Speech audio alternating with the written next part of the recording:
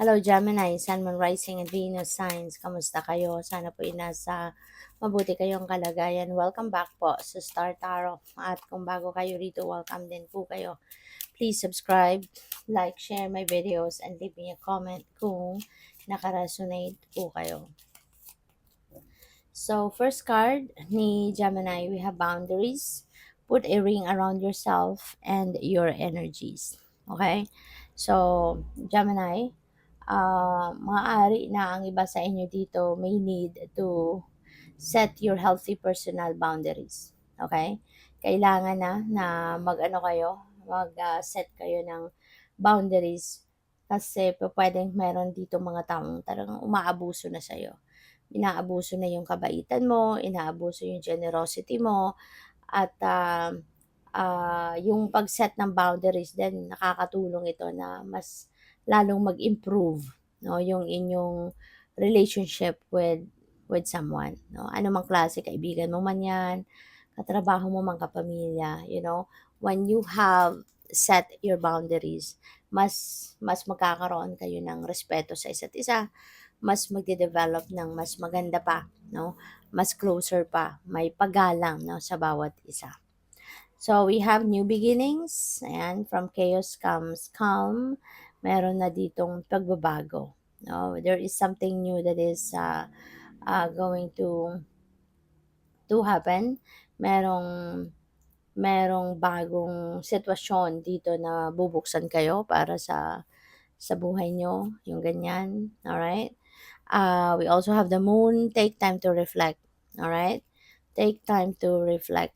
Maaring related din yan dito sa boundaries and dito sa new beginning. So, kailangan talaga na pagnilay-nilayan ninyong mga sitwasyon, pag-isipan, take time to reflect on this situations para nang sa ganun ay maging mas makapag-desisyon kayo ng tama, mas makapag-isip-isip kayo ng mabuti, yung gano'n. Para kung ano na yung gagawin ninyo, or lalong-lalo na dito din sa new beginnings, um, para na magkaroon kayo ng clear, no, na makita ninyo yung clear path kung saan kayo dapat papunta talaga, 'di ba? Kasi mamaya may mga temptations, may mga distractions. So para na maging sigurado ka kung ano nga ba talagang sisimulan mong bago, 'di ba? Para hindi na ma-distract, no? So, tignan natin kung ano pa ang ganap. And by the way, maraming salamat for subscribing. And if you haven't subscribed yet, subscribe na kayo. And also, maraming salamat din for not skipping the ads. Malaking bagay po yan sa akin.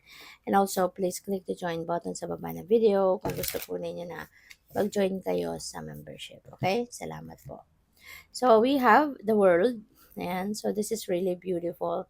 Kasi this is about achievements and accomplishments. Meron kayo ritong ma-achieve, no, na sa career ninyo, sa trabaho ninyo.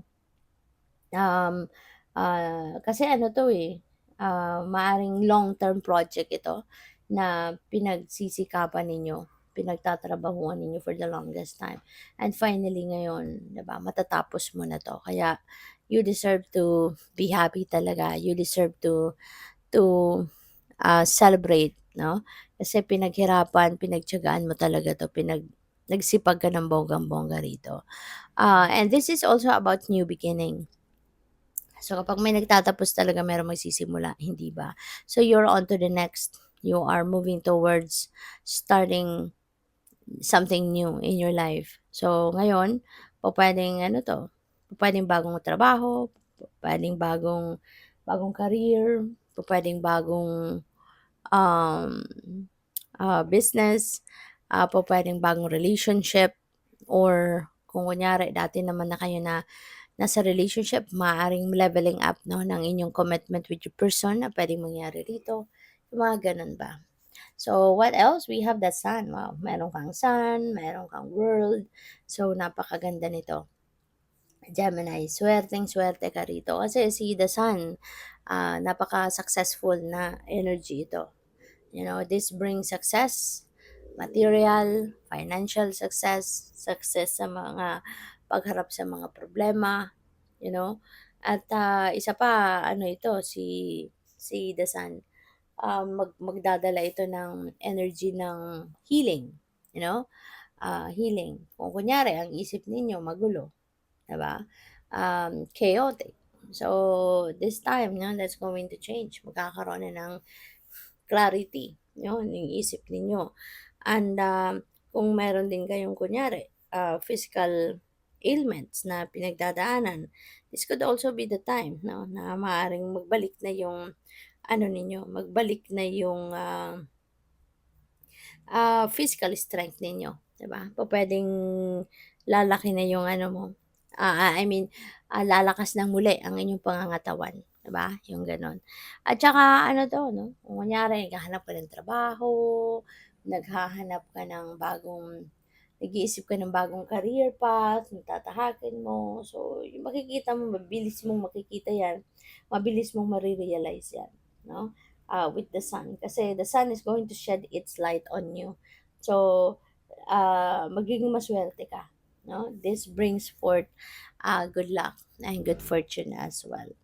Oh, speaking of good luck and good fortune, meron tayong Wheel of Fortune, Gemini, sobrang swerte ka talaga. Siksik liglig, umaapaw ang swerte mo ngayon. You know? So, kasi ito success,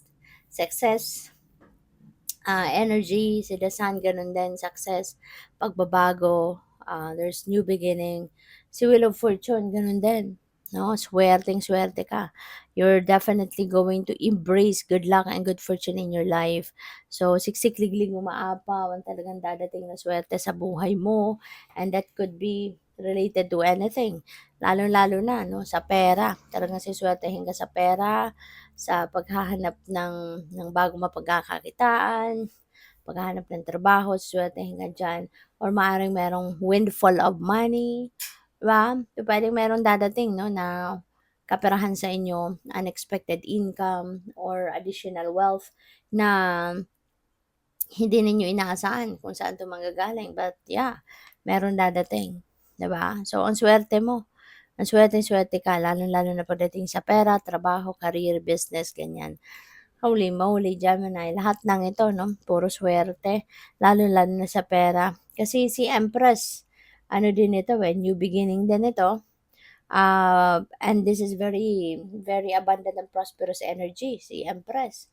So, maaaring meron kang sisimulang bagong pagkakakitaan or meron kang magsisimula ka ng bagong chapter sa buhay mo na patungo sa pag-asenso, patungo sa, pag-improve ng inyong kaperahang aspeto, yung gano'n. So, you are definitely going to be wealthy, no? Magiging mapera ka sa ngayon, no?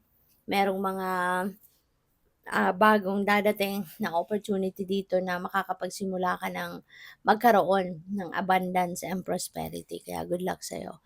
Thank you for watching. Love and light. Namaste.